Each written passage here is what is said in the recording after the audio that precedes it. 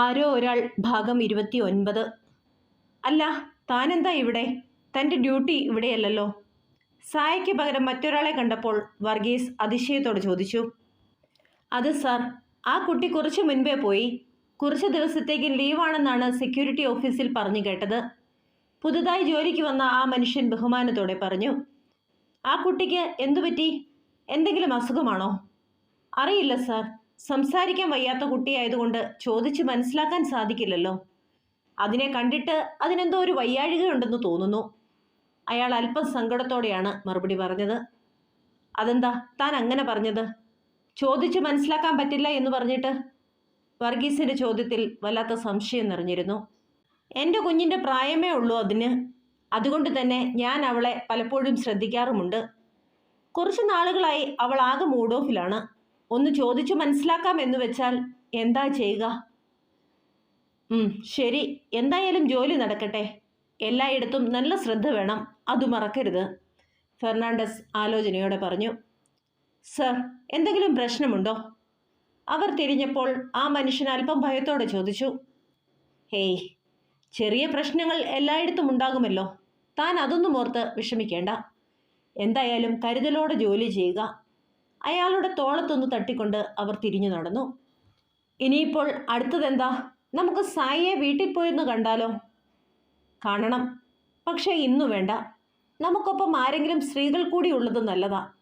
ഇന്നിപ്പോൾ ജാസ്മിൻ്റെ കാര്യത്തിൽ എല്ലാവരും വല്ലാത്ത സങ്കടത്തിലാണല്ലോ. നമുക്ക് വൈകിട്ട് സൂസനോടും ശോശയോടും കൂടി അഭിപ്രായങ്ങൾ ചോദിച്ചിട്ടാകാം. വർഗീസിന്റെ ചോദ്യത്തിന് മറുപടി പറഞ്ഞുകൊണ്ട് ഫെർണാണ്ടസ് ക്യാബിനിലേക്ക് നടന്നു. സർ, ഡോക്ടർ മെർലിനെ അന്വേഷിച്ച് ഒരാൾ വന്നിട്ടുണ്ട്. ഫോണിൽ കോണ്ടാക്ട് ചെയ്യാൻ ശ്രമിച്ചിട്ട് അവരെ കിട്ടുന്നുമില്ല.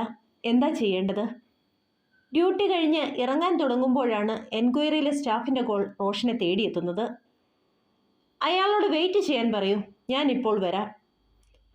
അല്ലെങ്കിൽ വേണ്ട, താൻ അയാളെ ഇവിടേക്ക് കൊണ്ടുവാ, റോഷൻ മെർലിനെ പറ്റി ആലോചിച്ചുകൊണ്ട് പറഞ്ഞു. ആരായിരിക്കും ഇപ്പോൾ മെർലിനെ അന്വേഷിച്ച് ഇവിടേക്ക് വരാൻ? തൻ്റെ അറിവിൽ അവൾക്ക് സുഹൃത്തുക്കൾ കുറവാണ്. ഏതെങ്കിലും കുഞ്ഞുങ്ങളുടെ മാതാപിതാക്കളാണെങ്കിൽ പേഴ്സണൽ വിസിറ്റിൻ്റെ ആവശ്യമില്ലല്ലോ. വാതിൽക്കലേക്ക് നോക്കിക്കൊണ്ട് അവൻ ചിന്തയിൽ മുഴുകി. കുറച്ചു നേരം കഴിഞ്ഞപ്പോൾ സുമുഖനും സുന്ദരനുമായ ഒരു യുവാവ് റോഷന്റെ മുൻപിലെത്തി. ആരായിരുന്നു? മനസ്സിലായില്ല. മെർലിൻ ഒരു അത്യാവശ്യ കാര്യത്തിന് പുറത്തേക്ക് പോയതാണ്. ഞാൻ റോഷൻ. റോഷൻ ആഗതിന് നേരെ കൈനീട്ടി. ഞാൻ ഡോക്ടർ ഹരിനാരായണൻ. മെർലിൻ എന്നെ വിളിക്കുന്നത് ഹരി എന്നാണ്. റോഷനും അങ്ങനെ തന്നെ വിളിക്കാം. മറുപടി പൂർണ്ണമാകാത്തതുകൊണ്ട് റോഷൻ നെറ്റി ചുളിച്ചുകൊണ്ട് അദ്ദേഹത്തെ നോക്കി. ഓഹ്, ഞാൻ പകുതിയിൽ നിർത്തിയല്ലേ? സോറി. മെർലിൻ എപ്പോഴും പറയുന്നത് ശരിയാ. ഞാൻ എപ്പോഴും പൂർണ്ണമാകാത്ത ഒരു മനുഷ്യനാണ്. ഞാൻ അവളുടെ ക്ലാസ്മേറ്റാണ്, ഒപ്പം അവളുടെ ഏറ്റവും അടുത്ത സുഹൃത്തും, അദ്ദേഹം പുഞ്ചിരിയോടുകൂടി ഉത്തരം പറഞ്ഞു. റോഷൻ അയാളെ തന്നെ ശ്രദ്ധിക്കുകയായിരുന്നു. നല്ല വെളുത്ത നിറം, അതിമനോഹരമായ കണ്ണുകൾ, സുന്ദരമായ പല്ലുകൾ, കട്ടമീശ, കട്ടത്താടി, എല്ലാത്തിനും ഉപരിയായി ചിരിക്കുമ്പോൾ തെളിഞ്ഞു വരുന്ന മനോഹരമായ നുണക്കുഴികളും. അതിസുന്ദരൻ. വാവ്, നൈസ് ടു മീറ്റ് യു. ഇങ്ങനെ ഒരാളെപ്പറ്റി അവൾ ഒരിക്കലും എന്നോട് പറഞ്ഞിട്ടില്ലല്ലോ, റോഷൻ അതിശയത്തോടെ പറഞ്ഞു. സച്ചുവേട്ടന് ഞങ്ങളെ എല്ലാവരെയും അറിയാമായിരുന്നു. മെർലിൻ്റെ എല്ലാ സുഹൃത്തുക്കളും അദ്ദേഹത്തിന് പ്രിയപ്പെട്ടതായിരുന്നു. He was an amazing person. അത് പറയുമ്പോൾ ആ മുഖമൊന്നു വാടി, കണ്ണുകൾ നിറയുന്നത് പോലെ തോന്നി. എന്നാലും എനിക്കറിയാത്ത ഒരു സുഹൃത്ത് അവൾക്കുണ്ടെന്നറിഞ്ഞപ്പോൾ അതിന് റോഷൻ അവളുടെ ഒരു കാര്യത്തിലും ശ്രദ്ധിച്ചിരുന്നില്ലല്ലോ. അതല്ലേ ശരി? പക്ഷേ റോഷനെയും റോഷൻ്റെ കുസൃതികളെയും എനിക്കറിയാം. നിന്നെപ്പറ്റി പറയുമ്പോൾ അവൾക്ക് 100 നാവായിരുന്നു. റോഷന്റെ വാക്കുകൾക്ക് ഹരിയുടെ മറുപടി വല്ലാതെ മൂർച്ചയുള്ളതായിരുന്നു. ആ വാക്കുകൾക്ക് മുൻപിൽ സ്വയം അറിയാതെ റോഷന്റെ തല കുനിഞ്ഞു. എന്തെന്നില്ലാത്ത കുറ്റബോധം അവനെ തളർത്തി. അയാളുടെ മുഖത്തേക്ക് ഒന്ന് നോക്കാൻ പോലും അവന് വല്ലാഴിക തോന്നി. പലപ്പോഴും ഞാൻ ചിന്തിച്ചു പോയിട്ടുണ്ട്, നിന്റെ സ്ഥാനത്ത് ഞാനായിരുന്നുവെങ്കിലെന്ന്. എന്തു പറയാനാ, യോഗമില്ല. സ്നേഹത്തിന് അങ്ങനെ ഒരു കുഴപ്പമുണ്ട്. നമ്മൾ സ്നേഹിക്കുന്നവർ നമ്മളെ സ്നേഹിക്കണമെന്ന് നമുക്ക് നിർബന്ധിക്കാനാകില്ലല്ലോ. പക്ഷേ നമ്മുടെ കൺമുമ്പിൽ അവർ യാതൊരു അർഹതയുമില്ലാത്തവരെ സ്നേഹിക്കുന്നത് കാണേണ്ടി വരുന്ന അവസ്ഥ അത് അനുഭവിച്ചു തന്നെ മനസ്സിലാക്കണം. അവസാന വാക്കുകൾ പറയുമ്പോൾ ആ മുഖത്ത് നിരാശ പടരുന്നത് റോഷൻ ശ്രദ്ധിച്ചു. അയാളുടെ ആ വാക്കുകൾ റോഷനെ ഞെട്ടിച്ചു കളഞ്ഞു. എൻ്റെ ഈശോയെ, ഞാൻ അവളെ സ്നേഹിച്ചു തുടങ്ങിയിരിക്കുകയാണ്. അല്ലെങ്കിൽ അവളോടുള്ള സ്നേഹം മനസ്സിലാക്കാൻ തുടങ്ങിയിരിക്കുകയാണ്.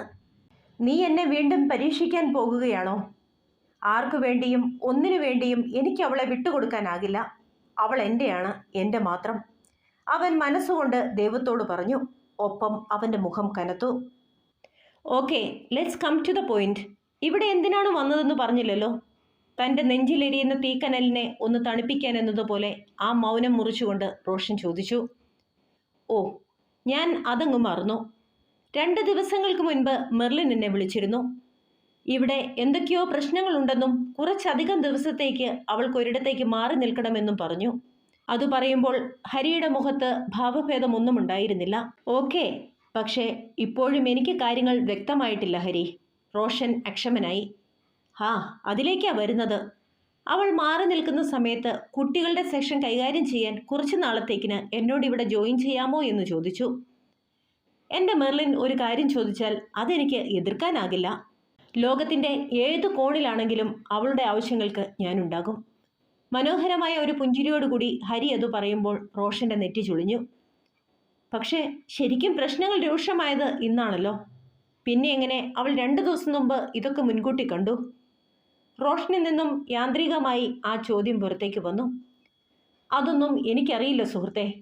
പക്ഷേ സ്നേഹിക്കുന്നവർക്ക് വേണ്ടി ജീവൻ കൊടുക്കാനും അവൾ തയ്യാറാകും. ഒരുപക്ഷെ അവൾ ഇതെല്ലാം മുൻകൂട്ടി കണ്ടിരിക്കും. വളരെ ശാന്തമായിരുന്നു ഹരിയുടെ മറുപടി. റോഷൻ അവനെ നോക്കി സംശയത്തോടെ ഒന്ന് മൂളുക മാത്രം ചെയ്തു. Actually I was about to leave the country. ഞാൻ ജനിച്ചതും വളർന്നതും എല്ലാം കാനഡയിലാണ്. നാട്ടിൽ അമ്മാമ്മയുടെ കൂടെ നിന്നാണ് PG എടുത്തത്. അങ്ങനെയാണ് ഞങ്ങൾ പരിചയപ്പെടുന്നത്. ഒത്തിരി നാളായി വീട്ടിൽ നിന്നും തിരിച്ചു ചെല്ലാൻ പ്രഷർ തുടങ്ങിയിട്ട്. പക്ഷേ മെർലിനുള്ള ഈ നാടിനോട് എനിക്കെന്തോ ഒരു വല്ലാത്ത അറ്റാച്ച്മെൻറ്റ്. അവളുടെ വിവാഹം വരെയെങ്കിലും ഇവിടെ നിന്നിട്ട് ആ ഓർമ്മയും കൂടി ഹൃദയത്തിലേറ്റി വേണം ഒരു തിരിച്ചുപോക്ക്. അങ്ങനെയാണ് കരുതിയത്. പക്ഷേ അതിനിടയ്ക്കാ മമ്മിക്ക് വയ്യാതായത്.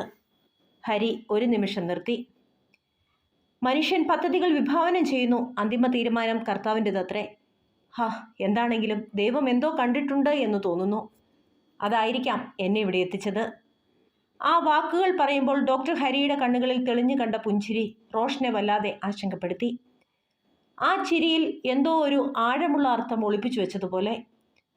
ഓക്കെ മിസ്റ്റർ ഹരി, എല്ലാം മെർലിൻ്റെ ഇഷ്ടം പോലെ നടക്കട്ടെ. നിങ്ങൾക്ക് നാളെ മുതൽ ജോയിൻ ചെയ്യാം. ഇന്നിപ്പോൾ ഓഫീസ് ടൈം കഴിഞ്ഞല്ലോ.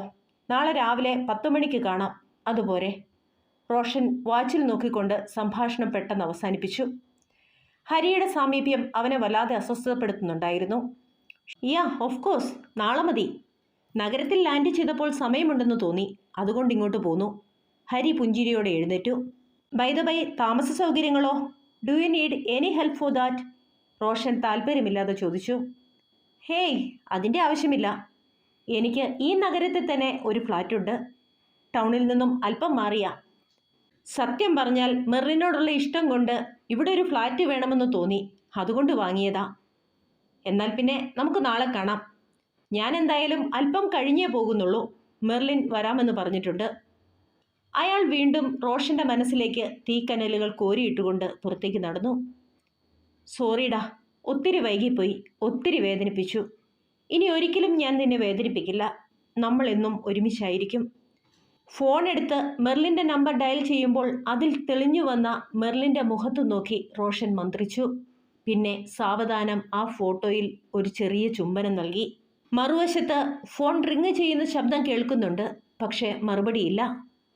2-3 തവണ വിളിച്ചു നോക്കിയിട്ടും മറുവശത്തു നിന്ന് അവന് യാതൊരു മറുപടിയും കിട്ടിയില്ല. അവൾ തിരക്കിലാണെന്ന് തോന്നുന്നു. എപ്പോഴെങ്കിലും തിരിച്ചു വിളിക്കുമായിരിക്കും. അല്ലെങ്കിൽ തന്നെ അങ്ങനെ ആഗ്രഹിക്കാനല്ലേ തനിക്ക് പറ്റൂ. ഞാൻ അവളോട് ഒരുപാട് തെറ്റുകൾ ചെയ്തിട്ടുണ്ട്. അതിൻ്റെയൊക്കെ കർമ്മഫലം.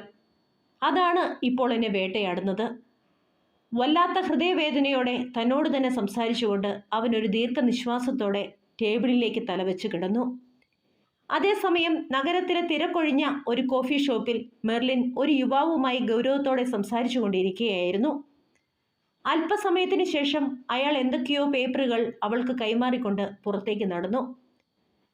അവൾ അവിടെ ഇരുന്നു കൊണ്ട് തന്നെ ആ പേപ്പറുകൾ വിശകലനം ചെയ്തു. എന്തൊക്കെയോ ചോദ്യങ്ങൾക്കുള്ള ഉത്തരം കിട്ടിയതുപോലെ ഒരു ചെറിയ പുഞ്ചിരി അവളുടെ മുഖത്ത് മിന്നിമറഞ്ഞു. ദുരൂഹത നിറഞ്ഞ ഒരു പുഞ്ചിരി. മെർലിൻ ആ പേപ്പറുകൾ തൻ്റെ ഷോൾഡർ ബാഗിലേക്ക് ഭദ്രമായി വെച്ചുകൊണ്ട് ബുള്ളറ്റിന് നേരെ നടന്നു. ഒരു വലിയ രഹസ്യം ചുരുളഴിഞ്ഞതിൻ്റെ ആശ്വാസത്തിലായിരുന്നു അവൾ. അപ്പോഴാണ് ആ ദുരന്തം സംഭവിച്ചത്. പെട്ടെന്ന് അവളുടെ തലയ്ക്ക് നേരെ മരണത്തിൻ്റെ ഒരു നിഴൽ പോലെ എന്തോ ഒന്ന് പാഞ്ഞു വന്നു. കണ്ണഞ്ചിപ്പിക്കുന്ന വേഗത്തിൽ അത് അടുത്തു വരുന്നതല്ലാതെ അതെന്താണെന്ന് മനസ്സിലാക്കാൻ പോലും അവൾക്ക് സമയം കിട്ടിയില്ല. ഒരു നിമിഷം ആ ആഘാതത്തിൽ അവൾ തെറിച്ച് റോഡിലേക്ക് വീണിരുന്നു.